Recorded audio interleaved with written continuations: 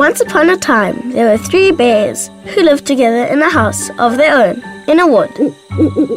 One of them was a little small wee bear, and one was a middle-sized bear, and the other was a great, huge bear. They had each a pot for their porridge, a little pot for the little small wee bear, and a middle-sized pot for the middle bear, and a great pot for the great, huge bear.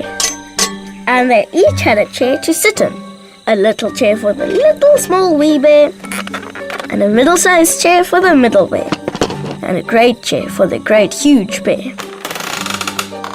And they had each a bed to sleep in, a little bed for the little small wee bear, and a middle-sized bed for the middle bear, and a great bed for the great, huge bear.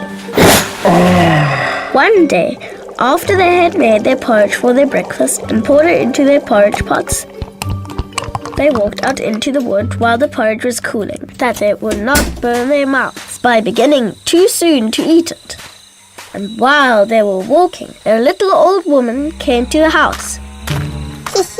She could not have been a good, honest old woman, for first she looked in at the window, and then she peeped in at the keyhole. And seeing nobody in the house, she lifted the latch.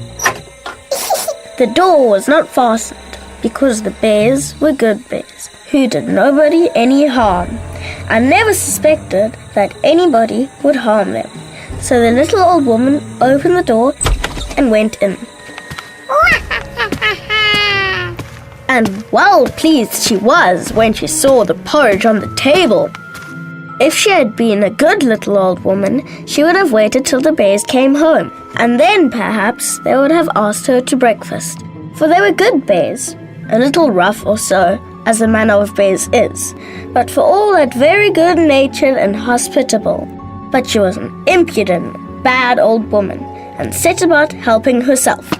So first she tasted the porridge of the great, huge bear. And that was too hot for her, and she said a bad word about that. And then she tasted the porridge of the middle bear, and that was too cold for her, and she said a bad word about that too. Flip-flops. And then she went to the porridge of the little small wee bear and tasted that. And that was neither too hot nor too cold, but just right. And she liked it so well she ate it all up. But the naughty old woman said a bad word about the little porridge pot, because it did not hold enough for her. Then the little old woman sat down in the chair of the great, huge bear. And that was too hard for her. And then she sat down in the chair of the middle bear, and that was too soft for her. And then she sat down on the chair of the little small wee bear, and that was neither too hard nor too soft, but just right. So she seated herself in it, and there she sat till the bottom of the chair came out. Down she came, plump onto the ground. Rocking chair. And the naughty old woman said a wicked word about that too. Oh, it comes bottoms. Then the little old woman went upstairs into the bedchamber in which the 3 bears slept. And first she lay down upon the bed of the great, huge bear. But that was too high at the head for her. And next she lay down upon the bed of the middle bear. And that was too high at the foot for her. And then she lay down upon the bed of the little small wee bear. And that was neither too high at the head nor at the foot, but just right. So she covered herself up comfortably and lay there till she fell fast asleep.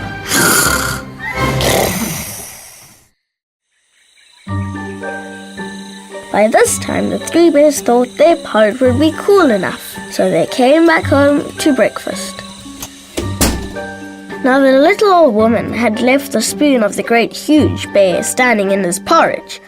Somebody has been eating my porridge, said the great huge bear in his great rough, gruff voice. And when the middle bear looked at his, he saw that the spoon was standing in it too. They were wooden spoons. If they had been silver ones, the naughty old woman would have put them in her pocket. Somebody's been eating my porridge, said the middle bear in his middle voice. Then the little small wee bear looked at his, and there was a spoon in the porridge pot, but the porridge was all gone. Somebody's been eating my porridge and they've eaten it all up, said the little small wee bear in his little small wee voice. Upon this, the three bears, seeing that someone had entered their house and eaten up the little small wee bear's breakfast, began to look about them. Now the little old woman had not put the hard cushion straight when she rose from the chair of the great huge bear. Somebody's been sitting in my chair, said the great huge bear in his great rough voice. And the little old woman had squatted down in the soft cushion of the middle bear. Somebody's been sitting in my chair, said the middle bear in his middle voice. And you know what the little old woman had done to the third chair. Somebody's been sitting in my chair and it's broken, said the little small wee bear in his little small wee voice. Then the three bears went up into their bedchamber. Now the little old woman had pulled a pillow of the great huge bear out of its place. Somebody's been lying in my bed, said the great huge bear in his great rough gruff voice. And the little old woman had pulled the cushion of the middle bear out of its place. Somebody's been lying in my bed, said the middle bear in his middle voice. And when the little small wee bear came to look at his bed, there was the bolster in its place, and the pillow in its place upon the bolster, but upon the pillow was the little old woman's ugly, dirty head, which was not in its place, for she had no business there.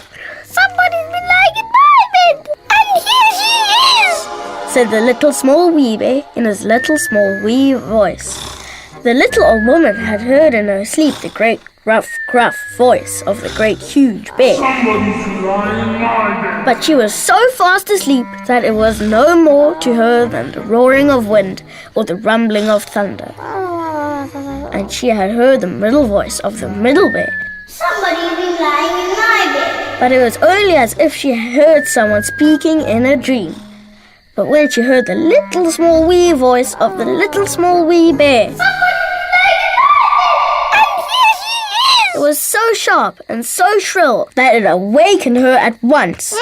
Up she started, and when she saw the three bears on one side of the bed, she tumbled herself out at the other and ran to the window. Now the window was open because the bears, like good tidy bears as they were, always opened their bedchamber window when they got up in the morning. Out the little old woman jumped.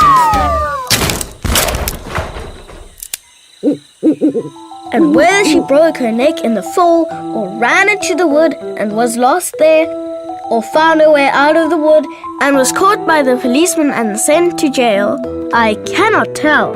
But the three bears never saw anything more of her.